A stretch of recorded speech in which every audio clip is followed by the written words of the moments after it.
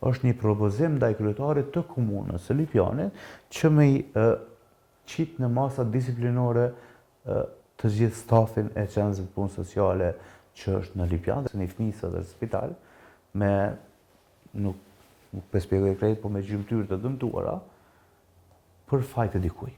Kështu që dikush këtu do të më marrë përgjegjësi. Raportin e kam pranuar kështu çuditërisht sot. Kur çka njëna prej gjetura të raportit thotë që në vendimin e gjykatës të vitit 2023, gjykata çuditërisht i ka obliguar qendrën e punës sociale për monitorimin e familjes në raport me fëmijë, por e kanë obliguar qendrën për punë sociale prapë në raport edhe me prindrit për shëndetin mendor tyre. Që QPS nuk merr me shëndetin mendor, janë qendra për shëndetin mendor që merren me shëndetin mendor. Jo QPS.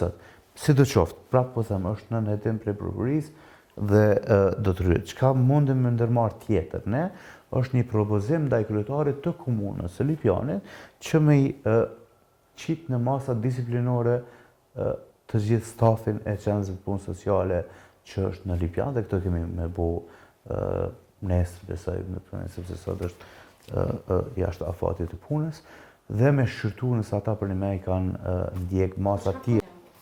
Nuk mundem me t'i thonë të gjitha që ka konstaton për shkak se është në hetim prej prokurisë, por të tregova që ka konstaton raportin ja është çështje ndërministrore, do më problemin nuk është veç të QPS-ja, por edhe të to institucione tjera. A ka shkelje prej zyrtarëve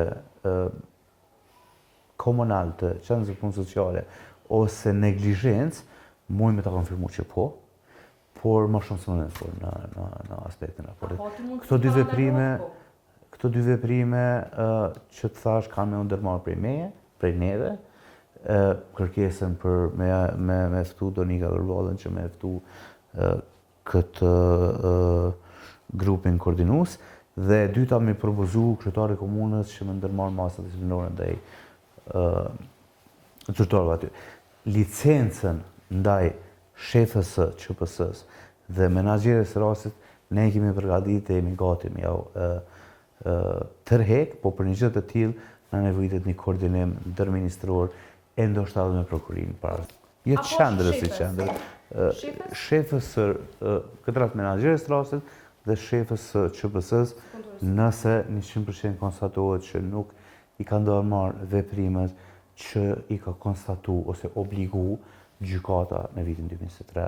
Raporti më ka ardhur, po ju dini që ky rast nuk jo të më nën hetim, po e them kështu, nuk është që ka qenë veç kamisja ime, por është edhe nga prokuria e Kosovës, kështu që unë do të rezervohem shumë në të gjetëve të raportit. Ajo që ka dy gjona që më tregu që kena më bo, është me propozu koordinatorës kombëtare, që në këtë rast është zonja Donika Gërvalla Shvarc, që me thirr takimin e grupit koordinues ndërministror për mbrojtjen nga dhuna në familje, sepse